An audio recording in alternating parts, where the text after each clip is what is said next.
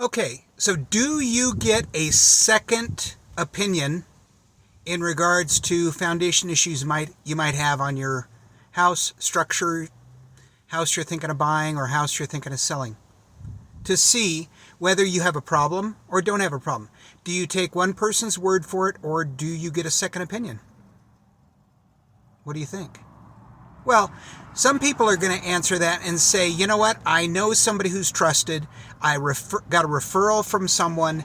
I saw their good reviews, and they gave me a proposal, and it looked good, and I'm going to take that. Okay? Someone else might say, oh my gosh, that first quote, scope of work, diagnosis, inspection, whatever, was super expensive. I expected something like $5,000 and it came back at $50,000 or something like that. Well, let me change this. If you had a heart issue, or you had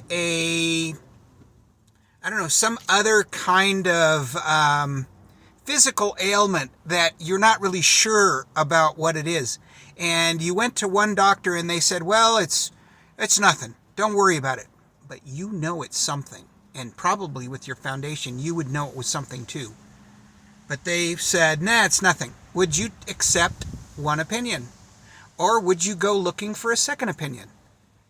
Well, everybody's different, but I will tell you, in regards to foundations, if you have an inkling that something's going on, something's wrong, it's not right. I have cracks in my drywall. I have sticking doors and windows. I have an area of a floor that slopes. I have things going on that really just don't seem right. I would suggest that you always get a second opinion and not accept the first opinion that you get until you've had something to compare it to. Because if you don't have anything to compare it to, you don't have anything to compare it to. So you need to get at least two opinions. Now, oftentimes, the second opinion and the first opinion are not going to match. So then does that make you do a third opinion? Get a third quote? Get a third inspection? I don't know what to tell you on that one, but if you get two of them and they both match, people tell you about the same thing, it is the same issue, then you know what? Oftentimes they're accurate or correct. So I would say then that you probably could accept one or the other and probably get done what you need to get done. But I go back to the first thing I said.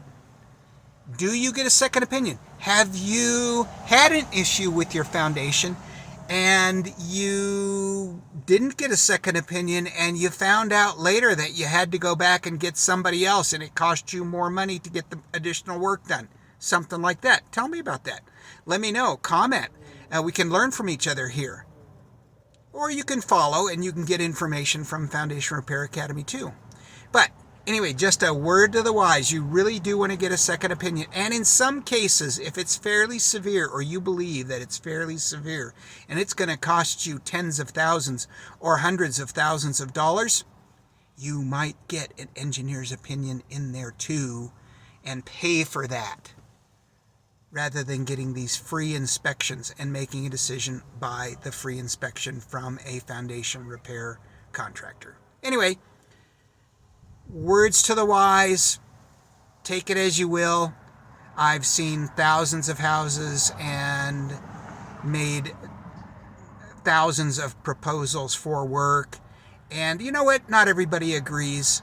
So a person who's well-informed and knowledgeable always makes a better decision and saves themselves money in regards to foundation issues. And you know what? Probably health issues too.